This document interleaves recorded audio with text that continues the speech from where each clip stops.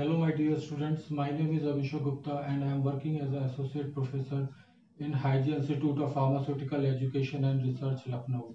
So, in my earlier lecture, we have discussed about the basic metabolic pathways, the introduction of basic metabolic pathways. In this lecture, we are going to study the basic metabolic pathways in detail. तो होता क्या है कि किसी भी plant में जो कोई भी केमिकल कंपाउंड बनता है उनको हम दो कैटेगरीज में डिवाइड करते हैं, प्राइमरी मेटाबोलाइट्स और secondary metabolites. So primary metabolites are like carbohydrates, fats, proteins. और सेकेंडरी मेटाबोलाइट्स में आते हैं आपके alkaloids, glycosides, flavonoids, resins, tannins. ठीक है. तो ये प्लांट्स में प्राइमरी मेटाबोलाइट और सेकेंडरी मेटाबोलाइट्स कैसे बनते हैं, किन केमिकल रिएक्शंस के थ्रू बनते हैं, ये सब हम आज के लेक्चर में समझेंगे. तो होता क्या है कि कहानी कहाँ से शुरू होती है कि सबसे पहले आपके पास एक प्लांट है. ठीक है. ये जो प्लांट है इनमें आपके पास यहाँ नीचे रूट्स हैं, ऊपर स्टेम्स, ब्रांचेस एंड लीव्स हैं. तो लीव्स में क्या होता है, क्लोरोफिल होता है. और ये जो प्लांट है ये पानी जो है सॉइल से रूट्स के थ्रू लेता है, और कार्बन डाइऑक्साइड जो है वो एटमॉस्फेयर से लेता है और सनलाइट लेता है. So with the help of carbon dioxide and water from the roots, in the presence of chlorophyll and in the presence of sunlight is acts as a energy. So the plant undergoes a chemical process that is known as photosynthesis, जो कि आप लोगों ने elementary school में भी पढ़ा होगा. तो इस फोटोसिंथेसिस की प्रोसेस से the plant produces sugar. So this sugar is the main source of energy, and this sugar is mainly in the form of glucose. So this glucose is a 6 carbon compound. So जो पूरी कहानी है वो यहीं से शुरू होती है, ग्लूकोज से. ये ग्लूकोज जो कि एक 6 कार्बन कंपाउंड है, ग्लाइकोलिसिस की साइकिल में जाता है. Glycolysis means lysis of glucose, means breakdown of glucose, and it forms glucose 6 phosphate. ये जो glucose 6 phosphate है ये चला जाता है आपका पेंटोस फॉस्फेट पाथवे में, और इसी ग्लाइकोलिसिस साइकिल में इस ग्लूकोज 6 फॉस्फेट के बाद 9th स्टेप पे बनता है phosphoenol pyruvate. This phosphoenol pyruvate goes into the shikmic acid pathway, and this phosphoenol pyruvate in the last step forms the pyruvate. This pyruvate is a 3 carbon compound. So basically 6 carbon से शुरू होता है, और यहाँ पे pyruvate के 2 molecules हमको जो है मिलते हैं. और this pyruvate then with the help of acetyl CoA चला जाता है आपका टीसीए साइकिल में. टीसीए साइकिल मतलब ट्राई कार्बोक्सिलिक एसिड साइकिल, जिसको कि हम सिट्रिक एसिड साइकिल या क्रेब्स साइकिल्स के नाम से भी जानते हैं. तो इसको एक एक करके हम लोग समझेंगे. तो यहां से शुरू करते हैं कि सबसे पहले जो शुगर है, ये शुगर जो है डिफरेंट टाइप के कार्बोहाइड्रेट्स को बनाता है, जैसे कि पॉलीसेकेराइड्स में आते हैं आपके सेल्यूलोज, स्टार्च, ठीक है, न्यूक्लिक एसिड्स. फिर इसी शुगर से हमको ग्लाइकोसाइड्स मिलते हैं. और जैसा कि आपको पता है कि glycosides consist of 2 parts, one is the ग्लाइकोन part and another one is the A ग्लाइकोन part. तो जो ग्लाइकोन पार्ट है यानी कि शुगर पार्ट है, वो शुगर पार्ट हमको यहाँ से मिलता है, इस कार्बोहाइड्रेट से. ठीक है. इस ग्लाइकोसाइड्स के अलावा ये कार्बोहाइड्रेट्स या ये पॉलीसेकेराइड्स कॉम्प्लेक्स पॉलीसेकेराइड्स भी बनाते हैं. ठीक. इसके बाद जब हम यहाँ पर आते हैं तो ये जो ग्लाइकोलिसिस की साइकिल में जो शुगर चला गया है, तो ये ग्लाइकोलिसिस की साइकिल में जाके फॉस्फोएनॉल पाइरुवेट बनाता है, और जैसा कि मैंने आपको बताया 2 मॉलिक्यूल्स ऑफ पाइरुवेट बनाता है. ये पाइरुवेट जो है फिर एसिटाइल कोए बनाता है, और फिर एसिटाइल कोए जो है फिर 2 साइकिल्स में डिवाइड हो जाता है. One cycle is known as acetate malonate pathway and another one is known as mevalonic acid pathway. ये जो acetate malonate pathway है, it forms malonyl coenzyme A. इस malonyl coenzymes में different acetyl groups ऐड होते हैं और हमको long chain fatty acids मिलता है. और आपको पता है long chain fatty acids से फिर हमको lipids मिलता है, जैसे कि fats और waxes. अब इसके बाद जो एसिटाइल कोए है ये दूसरी साइकिल में भी जाता है जिसको हम मेवलोनिक एसिड पाथवे कहते हैं। इस मेवलोनिक एसिड पाथवे से हमको मेवलोनिक एसिड मिलता है, इसीलिए इस पाथवे का नाम मेवलोनिक एसिड पाथवे है। तो ये जो मेवलोनिक एसिड है इससे हमको आइसोप्रेनॉइड्स मिलते हैं। ये isoprenoid is a, you can say, the basic structure or basic molecule of terpenoids.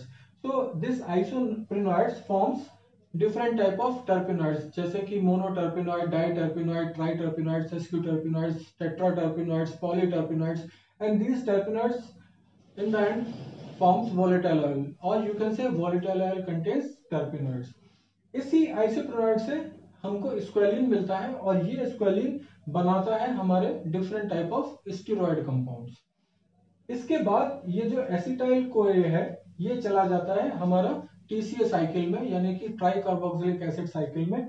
और इस टीसीए साइकिल के 5 स्टेप्स में हमको मिलता है अल्फा कीटो ग्लूटारिक एसिड, जहां पे 5 डिफरेंट स्टेप्स आते हैं अल्फा कीटो ग्लूटारिक एसिड बनने से पहले, और 5 different type of enzymes use होते हैं। और इस अल्फा कीटो ग्लूटारिक एसिड से हमको फर्दर एक डेरिवेटिव कंपाउंड मिलता है जिसको कि हम कहते हैं 2 ऑक्सो ग्लूटोरेट। ये 2 ऑक्सो ग्लूटोरेट से हमको डिफरेंट आगे पाथवे में जाने पे different type of aliphatic amino acids मिलते हैं।